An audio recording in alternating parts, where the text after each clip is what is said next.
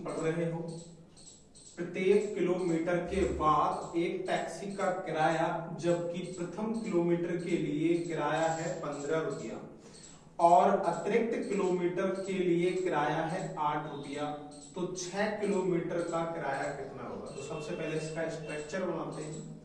Structure आप देख पा रहे हो कि एक टैक्सी है जो किलोमीटर के हिसाब से किराया जनरेट कर रही है। यहां से जब चलना स्टार्ट की तो 1 किलोमीटर का, यदि वो 1 किलोमीटर चली है, इधर 2 किलोमीटर चली, इधर 3 किलोमीटर चली, इसके बाद 4 किलोमीटर, इसके बाद 5 किलोमीटर। एक टैक्सी जब 1 किलोमीटर जनरेट चल रही है, ठीक है ना, तो उसका किराया फिक्स है 15 रुपया।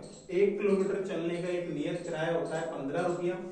जब वो अगले किलोमीटर पर चलेगी तो उसको बढ़ाने हैं 8 रुपये। अतिरिक्त किलोमीटर के लिए 8 रुपये किराया है, 1 किलोमीटर का फिक्स है 8 रुपया, इधर भी 8 रुपये। इस तरीके से आगे के जितने भी किलोमीटर चलेगी गाड़ी तो 8-8 रुपए के हिसाब से वसूली जाएगी।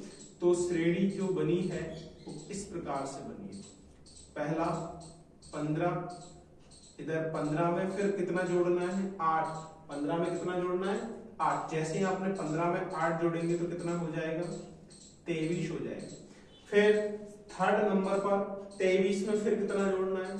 8 ही फिर जोड़ना है, फिर कितना हो जाएगा? 31 हो जाएगा। 31 में 8 जोड़ेंगे तो 39 हो जाएगा। इस तरीके से dot dot dot dot dot लगा सकते हैं। अब हमें यह पता लगाना है कि ये एपी में है या नहीं। इसका पता लगाने के लिए सबसे पहले हमें 2 सारवंतर निकालना अति आवश्यक है, जिससे कि हम ये बता सकें ये जो सीरीज चल रही है वो श्रेणी में है या नहीं, जिसको समांतर श्रेणी कहा जाता है। तो समांतर श्रेणी निकालने के लिए पहला सारवंतर, सार्वअंतर D1 निकालना है तो मुझे A2 माइनस A1 लिखना पड़ेगा। A2 बोले तो 23 माइनस 15 लिखना पड़ेगा। तो यहाँ पर बचेंगे कितने? 8 बच रहे हैं। कितने बच रहे हैं? 8। D1 का मान कितना हो गया? 8 हो गया। इसी प्रकार से सार्वअंतर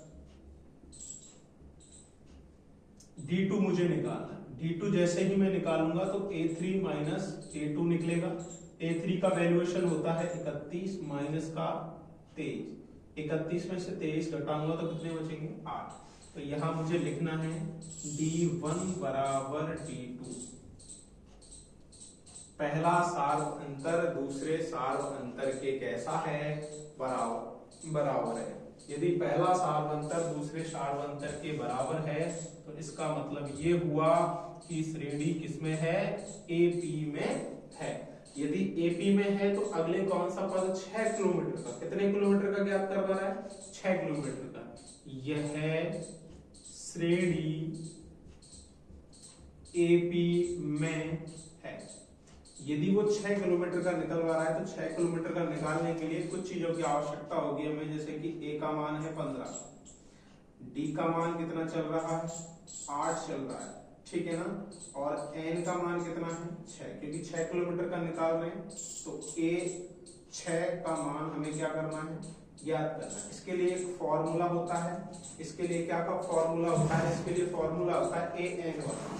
ए एन की फॉर्मेशन वाला फॉर्मूला होता है ए एन बराबर ए प्लस एन माइनस 1 और बी। सभी मानों को अपनी अपनी जगह रख देते हैं। ए एन का मान याद करना है तो A6 बराबर A प्लस एन का मान कितना है? देख पा रहे हो आप? 6 माइनस 1, और डी का मान कितना निकल के आया? 8 निकल के आया। ए का मान अपनी जगह पर रख सकते हो आप। ए का मान है 15, इधर 15 रखा प्लस बोर्ड मास के नियम से पहले इसको कोष्टक को सॉल्व किया। 5 मल्टीप्लाई 8, इधर 15 प्लस 58 40, और 40 में जैसे ही मैंने 15 जोड़ा तो कितना हो गया? 55 हो गया। A6 का वैल्यू मतलब 6 किलोमीटर जब गाड़ी चली तो उसका किराया कितने रुपए हो गया? अपने पास हो गया 55। कितने रुपए? 55 रुपए हो गए।